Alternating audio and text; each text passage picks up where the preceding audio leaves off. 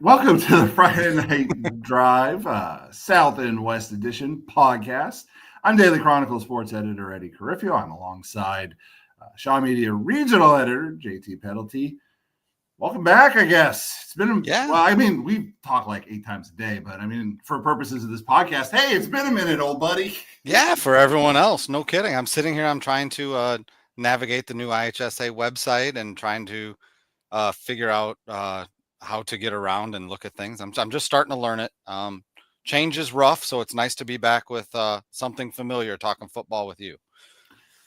By the way, I see the potential for the website. I feel like it's like a third of a product right now, but yeah. I see where it might actually be a lot better than the old one. I'm kind of looking forward to it as it kind of fills in here. I've got a big question mark about how we're going to find old history stuff. I don't see any obvious links to that, but which is obviously big for us, but I kind of like the direction that's going in.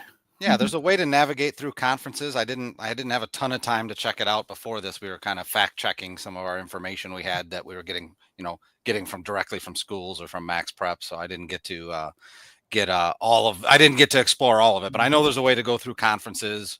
I haven't figured it out. And I still about 1 out of every 4 schools I click on, it brings up a blank page for me and I have to go back and reload it. So I'm sure those are all things that I iron out, but change is weird. You got to get used to it, but it's an awesome resource. I'd recommend it to all fans, as is, of course, Friday Night Drive. Listen to Steve Susie and Josh Welge's podcast yesterday as I was mowing my grandma's grass, and really got me juiced up for today, Eddie. I'm excited. Yeah, I know this is going to be fun. We are going to talk more than website design, right? Or are we sticking to website design? I didn't get the memo if we are. I have exhausted my knowledge on website design. So let's talk about something we know. Well, then how about the football schedule? The aforementioned release happened a little earlier, recording this about 10 a.m. on Friday, and was very nice. We scheduled this time before we realized it was going to be 9 a.m. that the IHSA released their schedule, so that worked out perfect. Again, big shout out for the IHSA to apparently accommodate us. That was pretty awesome. But so now, JT, let's start down your way. What's jumping out to you, man, when you look at the schedule? Well, kind of my first thing that I kind of looked at, kind of coming into this, waiting for that website to update. It had that countdown clock on, and I thought Chris Jericho was going to come out. But yeah, they had what kind of first thing that crossed my mind is kind of what changed for our conferences around, because that's obviously what drives the schedules. And we don't have to get into the district talk this week. We'll save that for weeks 1, 2, 3, 4, 5, 7, and 9 of our when we get in season. But what's changed for our conferences? I have a couple little changes here. I listened to Seuss and Josh's podcast yesterday, the main flagship Friday Night Drive podcast. Seuss mentioned that there's really not a lot of big changes in terms of conferences. Things are pretty steady in terms of how many teams are playing. Like one went to 8-man, but an 8-man came back, or a team came back from playing just JV to varsity. So statewide, there's a lot of changes to the schedule, but not necessarily in the conferences, which is the thing that drives the schedules. I do have a couple little ones kind of in my neck of the woods. The Illinois Central 8, Lyle, is only playing a JV schedule this year due to low numbers at their junior senior level. So that left 7 other teams, scrambling to find opponents. There's some interesting ones that they've found already that we talked about. 4 of them have found opponents. 3 still have open weeks in there. So that's one. And the other one's the Chicagoland Prairie, which we talk a lot about on this conference because, here in the Illinois Valley, it kind of has the 4 powerhouses of that conference. Marquette, Ottawa Marquette, St. Bede, Seneca, and Dwight, or at least the 4 teams that kind of dominated the brief history of that conference. It's still a conference, but it's down to 4 schools now. So if that's a conference, I don't know. Technically it is, but they're not getting an automatic bid or anything. So that messed up some schedules. And man, we have some interesting ones crossing over into, your neck of the woods and my neck of the woods with that conference kind of falling apart.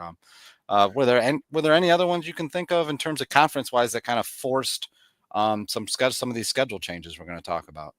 Yeah, well, probably the oddest one would be the Big Northern is at 9 schools for the second year in a row. Rockford Christian dropped to 8-man very late in the game last year, left everybody scrambling. A little more time this time around, and I think the Chicagoland Prairie, I think they're filling in a bunch of the holes. Yeah. Around there. I know there's a couple other conferences. I think the other one you mentioned too is also filling in some of those holes. excuse me, I think the ice is filling in some of those as well. Yeah. Obviously down your neck of the woods versus my neck of the woods, an interesting one, if we're talking about specific games, is that week 4 GK Seneca matchup seems really interesting. Again, brought about because of I think the odd number of teams in both of those conferences. That one kind of jumped out to me a little bit. Well, Chicagoland Prairie, it's an even number, but it's very it's odd. so small. But it's very odd that a conference only has 4. So I'll give you a pass there. Yeah, they still have to fill 6 weeks is the point. It's so funny because you mentioned I kind of we send notes to each other ahead of time so we know what we're talking about. We're not that good that we're just this good right off the cuff. But this is with preparation, people. Yeah. But the weird thing with Seneca is, I marked down 3 games that they have, and they still have an open week in week 2, at least last time I checked. But they had 3 games, and honestly, the Genoa Kingston one is, I don't want to say not the headline for Seneca, but on Seneca's schedule, they open up week 1 against the defending 2A state champ, Chicago Christian. They have a week 8 game with St. Joe Ogden. That's, going to be a war. And then you got that Genoa Kingston where you're talking, a couple perennial playoff teams, kind of going at it. So Seneca really beefed up their non-conference schedule, but when you only have 3 conference games, you have 6 weeks to fill. So they found some good ones. And the other strong thing with that is I think Seneca has a run going of, it's here 4 or 5 consecutive years, way back to when they were in the Vermilion Valley Super Conference or whatever that was down there, where somebody cancels on them every single year and they can't find a replacement. I think they're taking a forfeit 4 or 5 years running. So one way to combat that and not have to deal with that, you schedule really good programs that are going to field teams and want to play you. So Chicago Christian, Genoa Kingston, St. Joe Ogden. I mean, those are 3 programs I don't think they have to worry about getting a forfeit. Yeah, I would think that's an understatement probably. That's safe money. So also looking around the schedule, I know down out your way, it starts off with a doozy. I mean, we've been talking about Wilmington, Coal City, Morris Coal City the last couple of years. Mm-hmm. It's going to be a little switch in week 1, but still a goodie, I think. Yeah, Wilmington Morris week 1. That's one, kind of one of those ones that kind of the theoretically, I wonder what would happen if, kind of for years, Wilmington, and this is no blast on Coal City, who I think everyone knows is a phenomenal program. Wilmington the past handful of years has been just that half step above, beating Coal City in that big matchup for the whatever the conference was named at the time matchup, but Wilmington's owned it the past few years. So now we get that Wilmington Morris matchup that people kind of wondered about. Morris has handled Coal City, usually competitive games, but kind of pulled away from them in like the 3rd and 4th quarters from Coal City in recent years. We'll see how Wilmington does. I think that's a good one. And then Wilmington also, we talked about Lyle not fielding a varsity team. Wilmington replaces them with Thornton in week 6. So you talk about strange bedfellows. That's a matchup I didn't think I'd see in the cards. Wilmington Thornton. Yeah, it seems that there's a lot of these weird ones. Although anytime the schedule shifts, there's always matchups you wouldn't see. But one of the ones that's jumping out at me, apparently, Mehmet Seymour is applying for status in the Interstate 8, maybe. Obviously, they played Sycamore last year down there. That was a pretty good game. It was close for a little bit, but then I think Mehmet Seymour had an injury to like a key player. Like they threw the ball a lot, but then like the receiver got hurt, so then they had to run and scramble. And Sycamore obviously really good against the run, shut it down. They ended up winning by a few scores. Mehmet Seymour's back up here at Sycamore this year. And apparently, the aforementioned Morris team, after playing Wilmington in week 1, will head to Mehmet Seymour just outside of Champaign for a week 2 matchup. And then Mehmet Seymour and Sycamore play. I think that's week 3 or 4. I think. So. Yeah, Muhammad Seymour replaces Joliet West on Morris's schedule. So, again, 2 great programs should be I think a really interesting game. Yeah, it's what's it called? See, I got the NIU on the brain with they're the affiliate status in the Mountain West. It's like Mehmet Seymour's going to be an affiliate Interstate 8 member, football only member. You see a lot of them fill in. Yeah, you see a lot of that with these holes in conference. The Interstate 8 is 6 teams. Now the Illinois Central 8 is 7 teams. Going collegiate where none of the numbers match up. The NIB 12 was 10 teams for how many years, which we'll talk about them in a little bit going. But I think right now would be a great time to bring in our colleague, Sam Ramirez. Hey, guys, Eddie, JT. It's hard to believe it's that time of year already. Very excited. Happy mid-July. Yeah. Very excited to have you with us, Sam. Sam, our cohort with our radio stations up in the Sauk area, and going to talk some kind of Sauk Valley football. One that would introduce, kind of bring my area and yours together for the first time in a long time. I know is we have week 8. Talk about kind of not necessarily strange bedfellows because they were in a conference together for what I have in my notes, 54 years or something like that. But Dixon and Streeter playing, those are the two teams who were the first to leave the Northern Illinois Big 12 that kind of started its collapse, even though it wasn't around that long. Two old NCIC teams, they both went different directions and reunited again like the first time, right, Sam?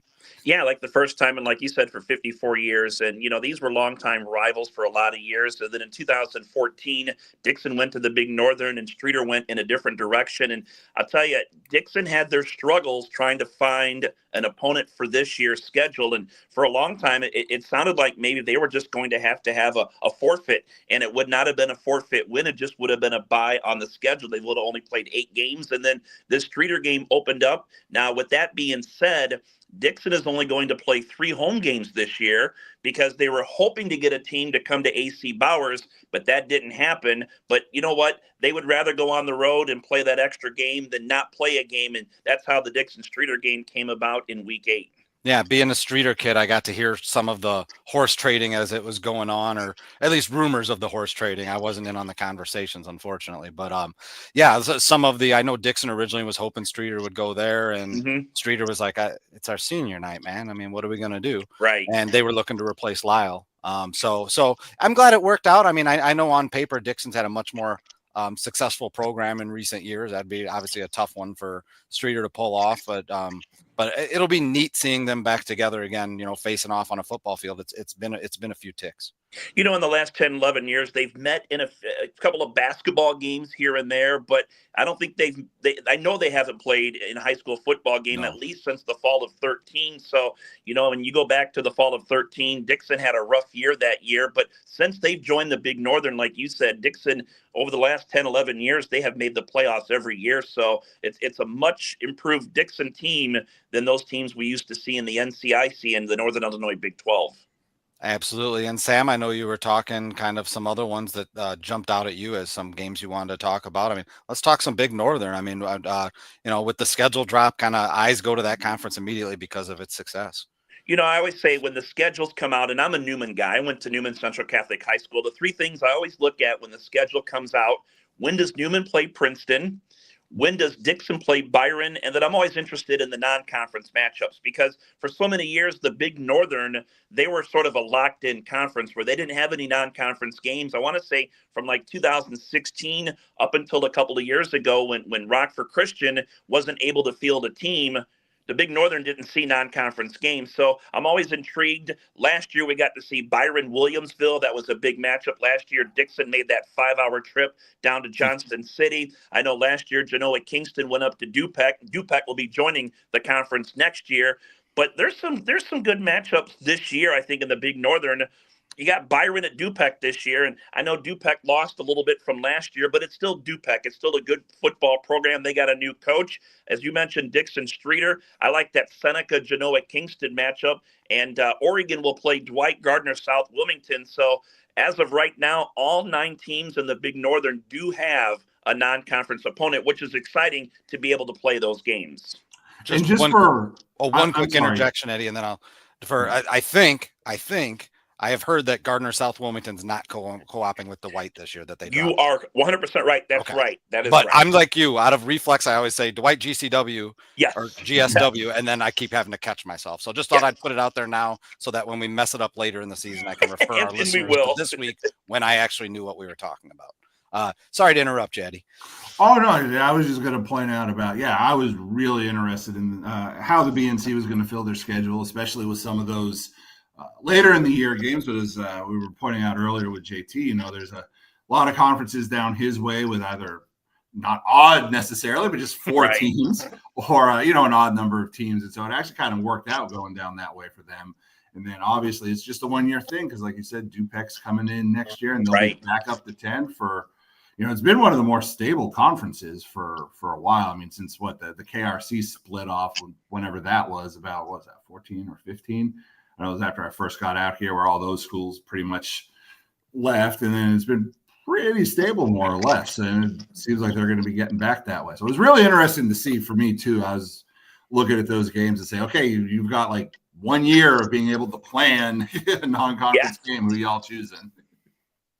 Yeah, and I know last year I broadcast the Oregon Hawks. Athens came up to Oregon last year, and the year prior, Athens went into the state championship game in Class 2A. And it's just fun to see, to me, those kinds of matchups, because for so many years, as we talked about, the Big Northern was a conference-only schedule, and not that it gets boring. I know the ADs love it because the schedule's easy to come up with, but for guys who broadcast and for guys in the media, I like seeing different teams. I know Oregon, we go down to Dwight this year, and that's going to be exciting to go down there and visit a stadium I've never been to before. So I like the fact there's the one non-conference game, but it's like you said, Eddie, next year it'll be the way the Big Northern's been for a lot of years. It'll be back to that enclosed conference when Dupec joins. And I don't think it's just us with podcasts and platforms either. I mean, I would think from a fan standpoint, playing the same, 9 teams every year for 8 years, that but hey, like you said, it's easy and it works, and it's the system that there is. And I've been told not to mention a word that starts with the letter D. So we're going to leave Sam, it can I ask you a question? Yeah. It's pronounced Athens? Athens, yeah. The country in Greece is Athens. Yes. Down south, the town is actually called Athens. And I actually heard that last year, and then I actually made a phone call down to the school last year just to confirm it, and it is Athens. So add that to our Cairo, Marseilles. Yes. Eddie, we've had a few over the couple years we've been doing this podcast where we scratch our head and say, wait, it's pronounced like that? Right. So I'm adding Athens. I never knew. Right? Am I saying Orion right? Because it's friggin' Orion, but yes, Orion. Yes, Orion. Orion, yep. Come on, dudes. Okay, Athens, I guess it is. So you mentioned you're a Newman Catholic guy, Sam. I noticed in your notes 2 Saturday games this year. I when it comes to me not having to cover them, I love Saturday games. I hate having to be there, but I like going to Saturday games recreationally. You get the best photographs. You're not freezing, although early in the season that's never an issue. I love Saturday high school football as long as I don't have to sit down and like crunch out a story on deadline right after it. But I love going to games. I love Saturday games to cover more than Friday nights. A lot less stressful and everything. Obviously I don't get to cover a lot of Saturday games because my NIU duties keep that from happening, but I love Saturday games. See, I like that. I need that momentum. Otherwise I'm sitting there pecking at a story or I need that inspiration, that deadline hanging over me. And my inspiration is wanting to get the story done. I'm sorry, Sam. Saturday games, I get to go as a fan, and I know September 13th, Newman plays Erie Prophetstown, and I'm a big NIU fan. I've had season tickets now for 31 years. NIU does not play on September 13th. So I get to go to Roscoe Eads Stadium and just get to sit there as a fan. And Newman has a game later on in the year, I think in October, against Mercer County. And, we like those Saturday games, but I know Mike LeMay, the Newman coaches, for a lot of years, they've played Saturday games because Sterling plays the home games on Friday nights. Newman gets bumped to Saturday. But I do know that come playoff time, you're going to see a lot of those games on Saturday. So when the playoffs roll around in October, November, a lot of those Newman kids have already had a taste of what Saturday afternoon games are like. I always think people underestimate that. Back in like my youth baseball coaching days, if we had an 8:00 game to open the season, I would start my last practice for that at 8:00. I'm a big believer in kind of those biorhythms. You listen to NFL coaches, when they decide to fly to Brazil or going West Coast to East Coast or, on long road trips. I find that stuff fascinating when they decide to, when the Bears decide to go to England as opposed to whoever they're playing, or I find that stuff because there's a lot of science behind it and emerging behind it. And, stuff like that makes a difference. I think that's a great point. I mean, if you're going to be playing Saturday playoff games, why not get used to playing a couple Saturday games during the season?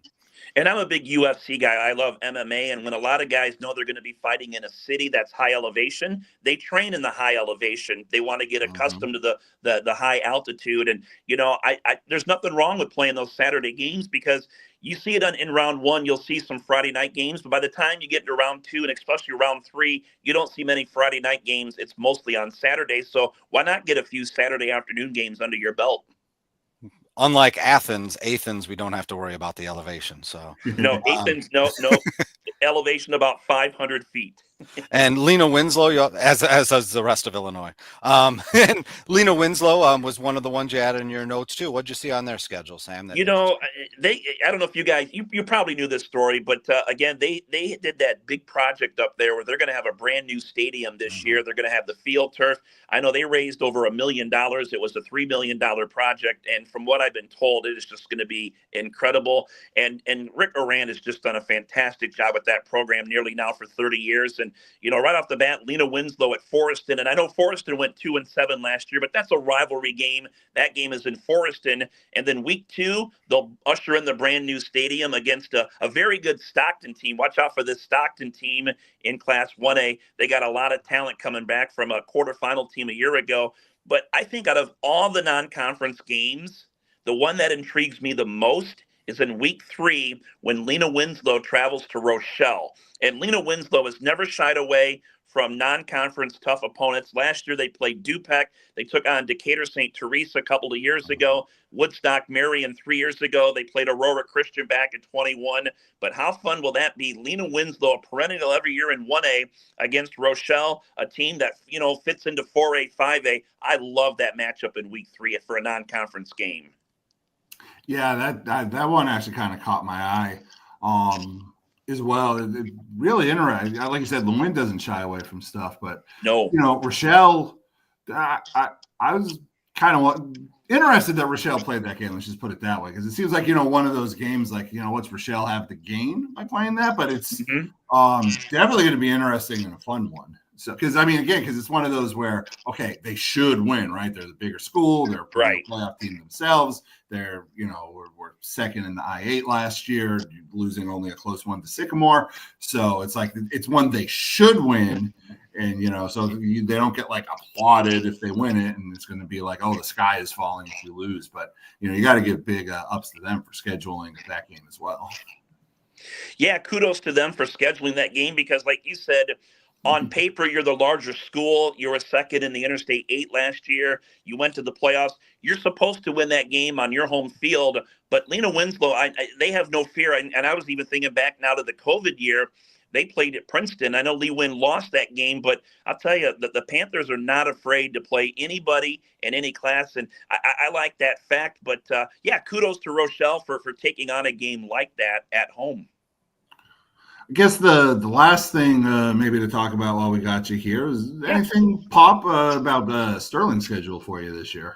Well, the thing with the Western Big Six this year, Rock Island Alderman is back playing 11-man football. They did not play football the last couple of years, so teams in the Western Big Six had to go out and find 3 non-conference games right off the bat. So this year, the Western Big Six is set up where you've got your first 2 weeks are non-conference, and then weeks 3 through 9 are your conference games. And I'll tell you, Sterling Metamora right off the bat, Jonathan Schlemmer, the longtime Sterling coach, is obviously a Metamora grad. So this has become a nice rivalry over the last several years, obviously, for him and his Sterling team playing his alma mater in Metamora. That's always a fun matchup in week 1 right away. And I know Sterling is on a roll. They have made the playoffs, I want to say, every year for about the past maybe 13 or 14 years. So, yeah, Sterling this year, I think they'll bounce back. I think they'll have a good team. They went 5-5 a year ago, but I think Sterling does well this year.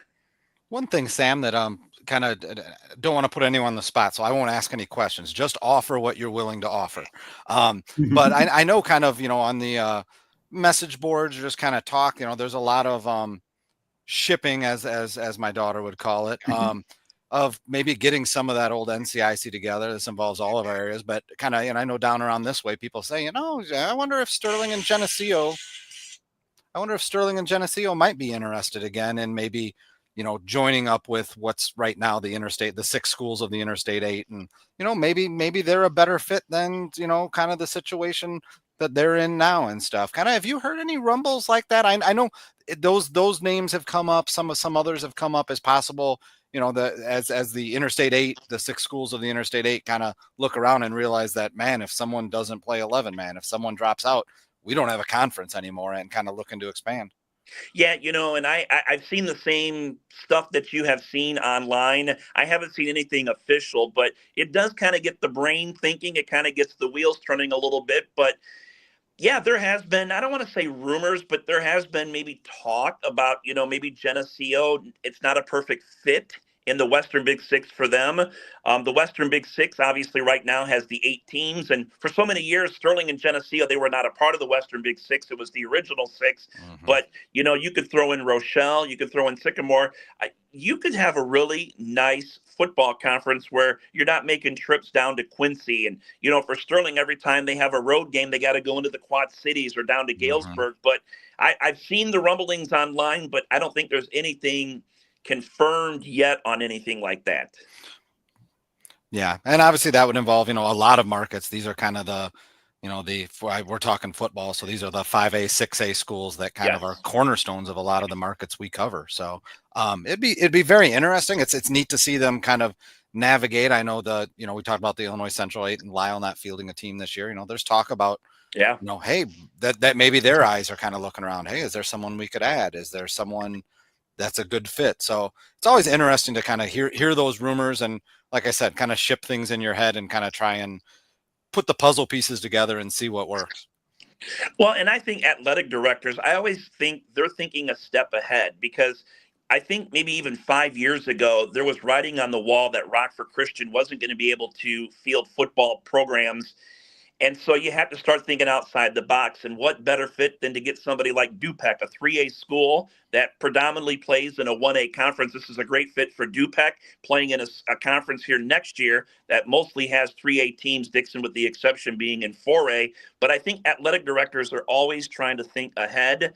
And who knows, by 2030, who knows, we could see the landscape shaped again with teams shifting conferences around over the next 4 years.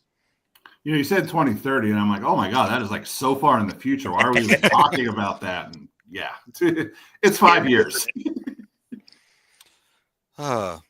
Anything else to jump out at you, Sam? Otherwise, we can let you be free for the rest of your Friday. No, I just want to thank you guys for having me again. And yeah, I could talk football anytime. And, I was a little nervous about the new IHSA website. I got on this morning and I saw a little countdown ticker and I thought, oh, I hope this is a good, revamp of the website. But I don't know if you guys have got a chance to get on there yet. A little bit. It's still user friendly. It's still easy to navigate. It just looks different. But that was my biggest fear. I think even more than looking at the schedules, don't mess up that website too much. And they really didn't.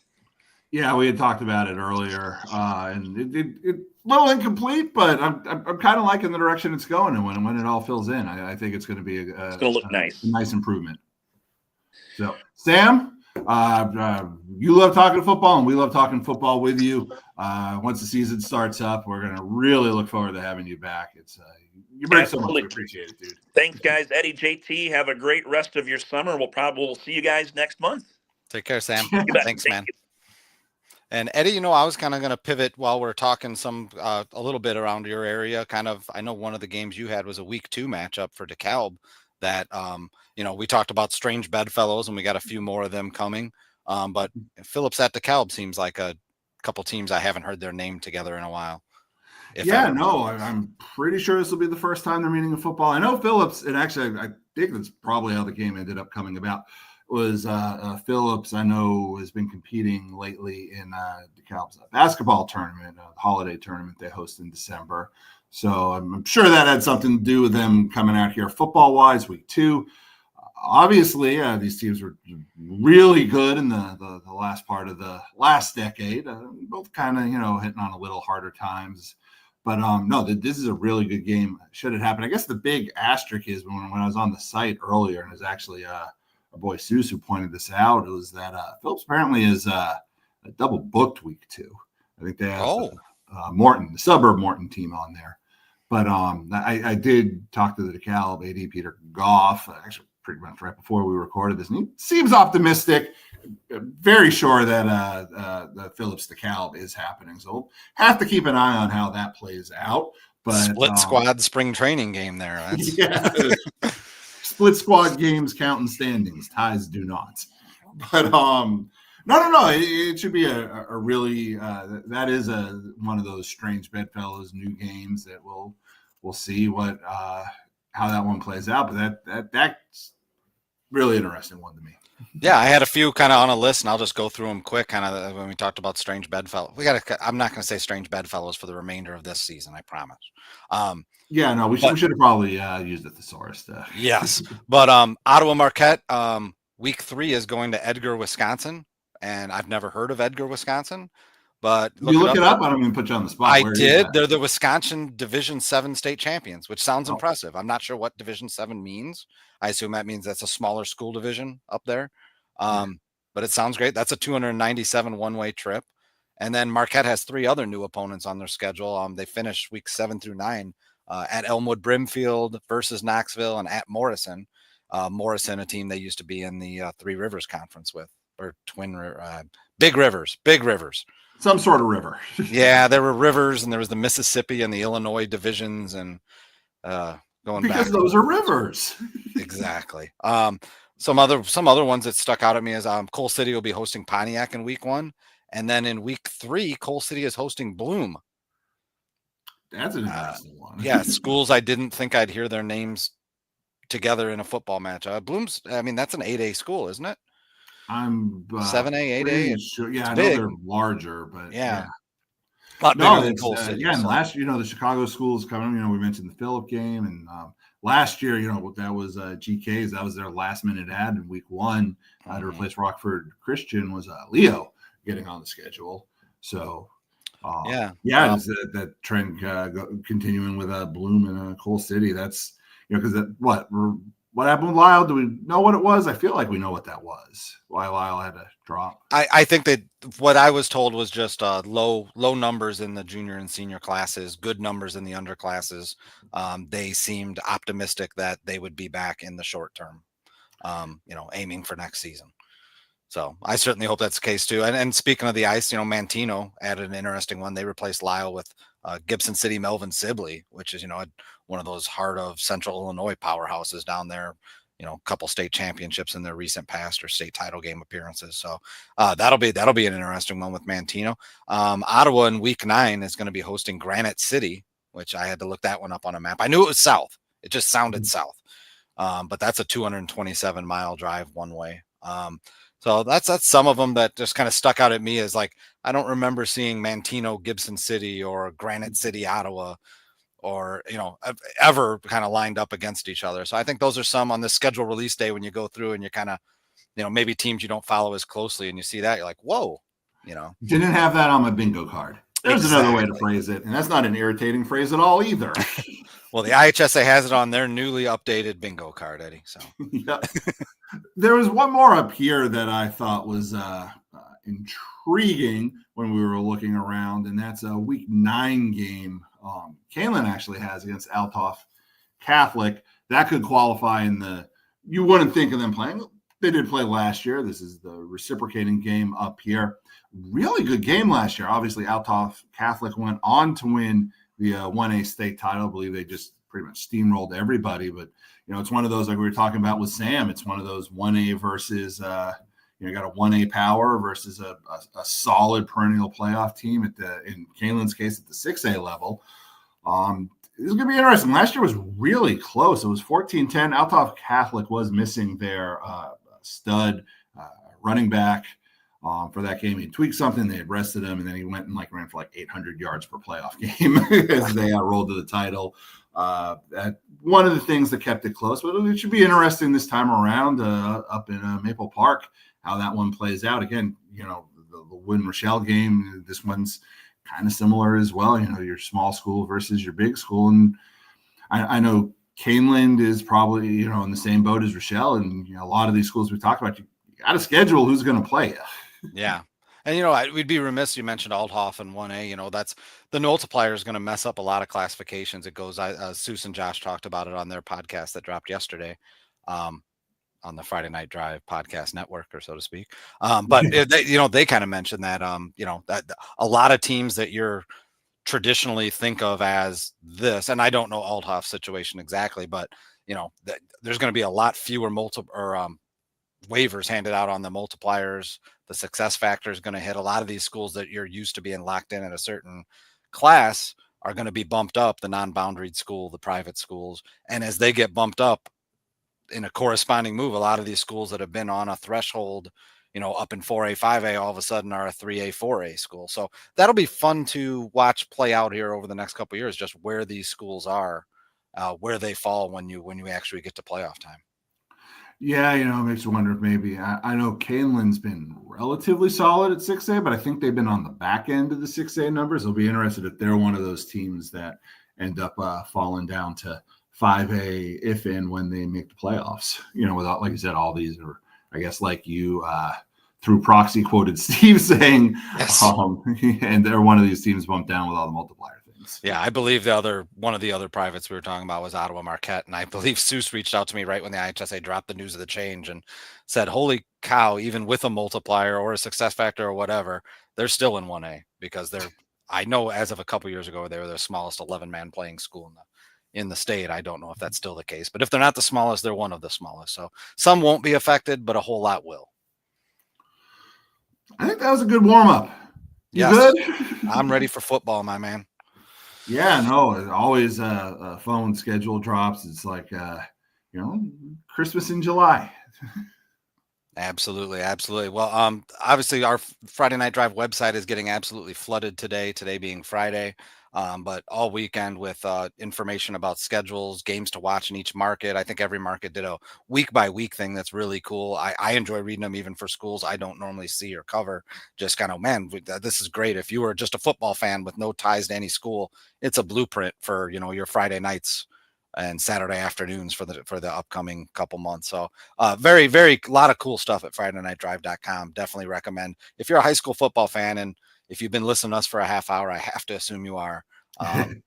We have a lot of stuff, and we don't take summers off. Not anymore, anyway. So yeah, I should also point out on Friday Night Drive, a lot of great podcasts. We mentioned obviously the flagship, but the Kane County podcast is up there, and I think there's a couple new ones. I don't know if they're just for this week for scheduled drops or if we're expanding out with Mason in Kankakee. The Kankakee area, yes. Yeah, if that's coming. So keep checking wherever you get your podcast. Hopefully it's on our site. We appreciate that. Appreciated you listening. We'll be back in about a month? A little less, probably, with week 1 stuff.